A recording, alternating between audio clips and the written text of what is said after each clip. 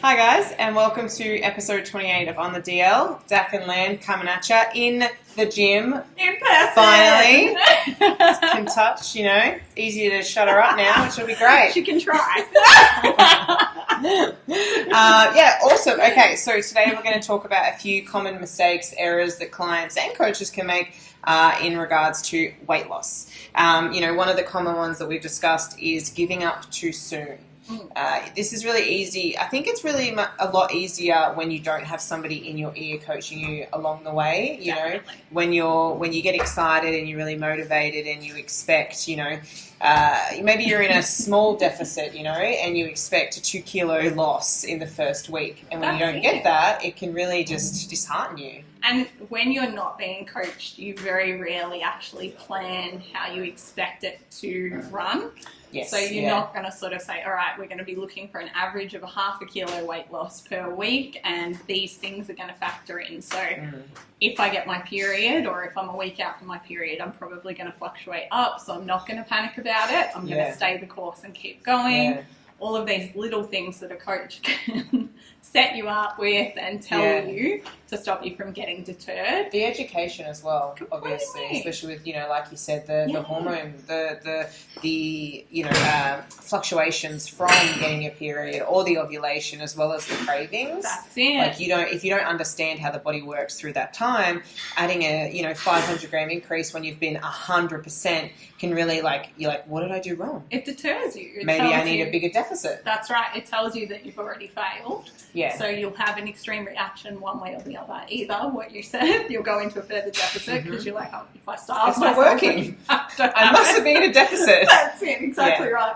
Or you go the other way and you kind of I feel restricted. I feel like what's it's the point? Not going to work anyway. What's the point? I'm done and done. Let's binge. Let's overeat. I'll do it again tomorrow. Exactly right. So it's very simple mentality, isn't it? Yes. Most of us have done it at some point. 100%. Very few people, unless something means a lot to you, it is easy to be convinced to let something go if it's hard.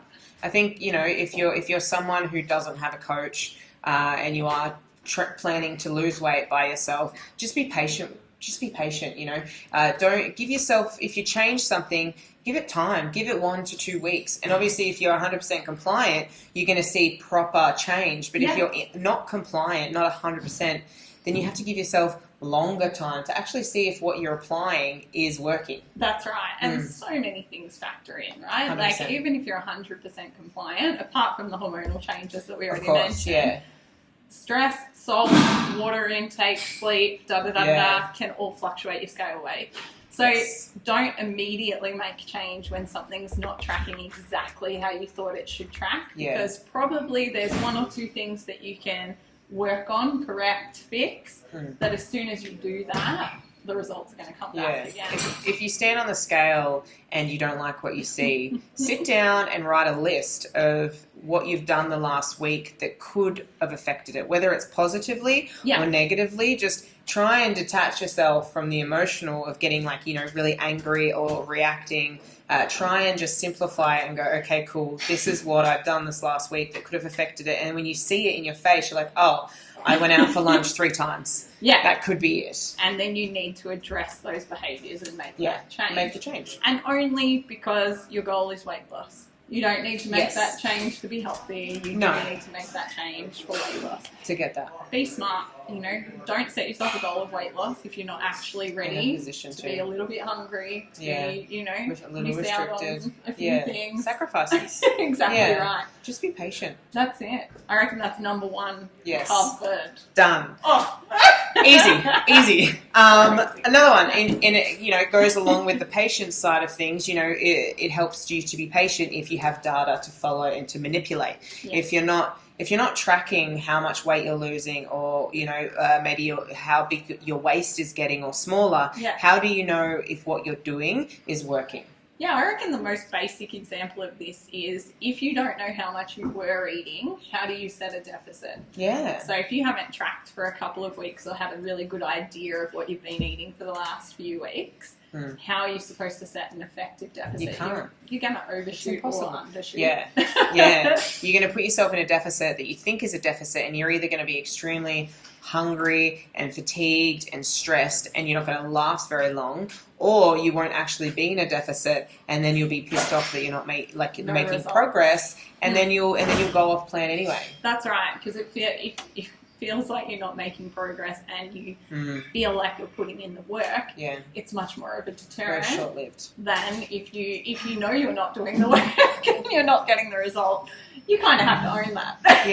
Like how can you be consistent with your nutrition if you don't know what you're actually eating through the day? That's exactly like, are you getting enough protein to recover, to maintain your lean mass through your deficit? If you're not tracking your protein, you could be overshooting on one day and then undershooting on another. So that consistency is going to fluctuate that scale weight. And protein doesn't work very well when you try and catch up with it. No, it does not. Consistency is the key with protein. Yes. Also, protein contributes to recovery. Recovery means we keep our basal metabolic rate up because our lean mass stays up. All of that. Exactly.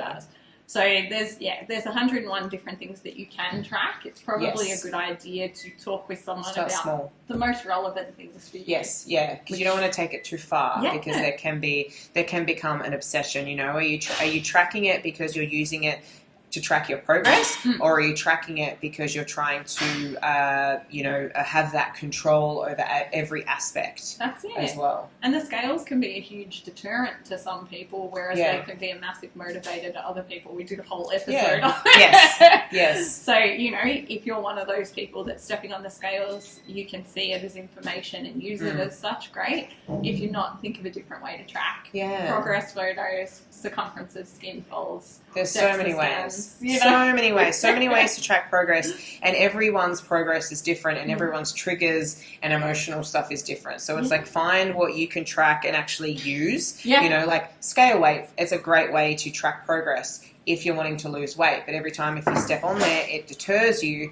Then use the measurements, use your macros, how you feel. Are you less stressed? Are you more stressed? Do you need more food? Do you need less food to help? Are you sleeping well? Are you hitting your water? Like, there's so many areas to track. You've just got to find the ones that help you positively towards your goal. Absolutely. Yeah, that's it.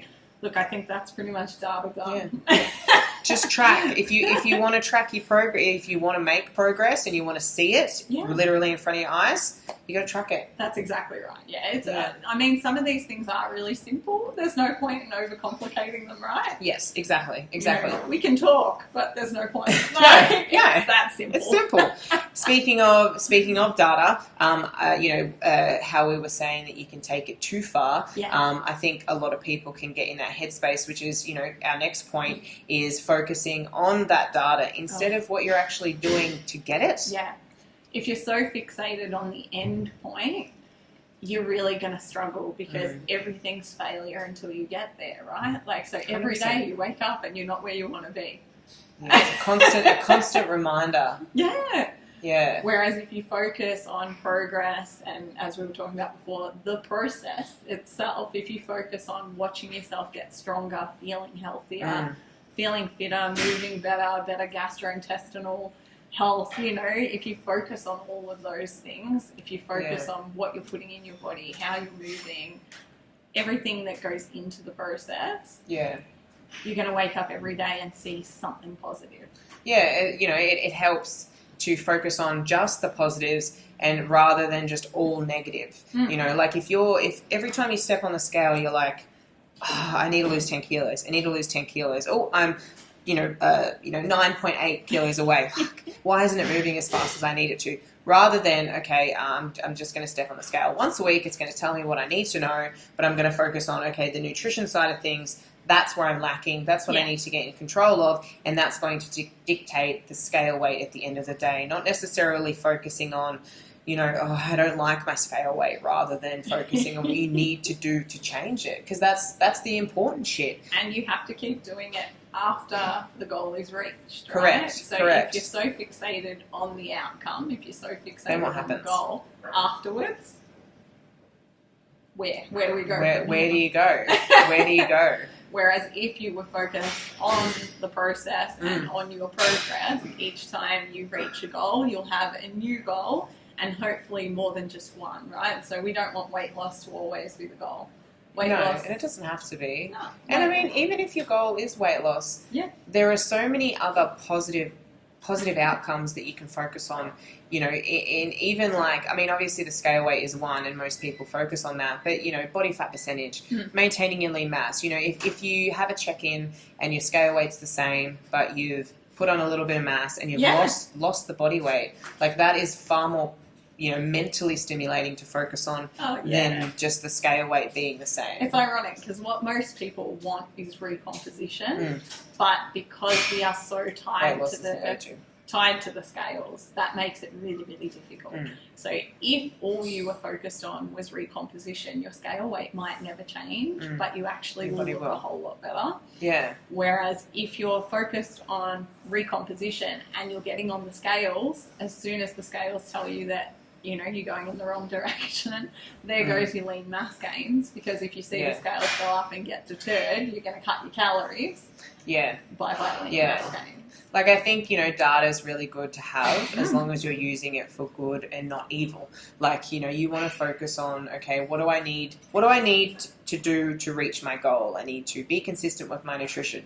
So why wouldn't you put all of your energy into that rather than, okay, I've got to step on the scale every single day. Yeah. Like, you focus on the good shit that's going to make the change rather than the outcome. Yeah, that's right. Stepping on a scale doesn't dictate what the scale is going to say. No, and I always reinforce this with my patients. It literally tells you your relationship with gravity. That's all it's telling you. It's just a number. Once you start really disconnecting and detaching from the emotional side of the scales, they can be quite useful. Yeah. But whilst you're emotionally invested in them, you know, how can it be positive? They definitely have their pros and cons. Yeah. So, all right, in summary, we think the top 3 things that people do wrong in weight loss are giving up too soon, and we see it all the time. All the time. Not tracking the appropriate data, so the data that's relevant to you and your outcome, and being results focused rather than process focused. Yes. Yeah. Top 3 mistakes. Like, you know, if weight loss is something that you want to do and you really want to wholeheartedly commit to, be patient with the process. Good things take time. You make sure you're using the right data for you and what's going to help you get to your goal and motivate you to stay consistent, but also focus on the consistency. Focus on the, you know, what you have to do through that process rather than what you're going to get to in 3 months' time. Yeah, patience is a skill. Takes time. Takes time to master. But thank you for watching, guys. We're so happy to be back in the gym, you know, together again. The quality is just back up here. But don't forget to subscribe, share, click, comment, do whatever you need to do on the old YouTube. But make sure you watch again next week for our next top 3. What are we going to? Top 3 training mistakes, is that right? Top 3 training mistakes, then we've got like a whole series of these. Got a whole list, whole long list. But thank you for watching, guys. Have an awesome day.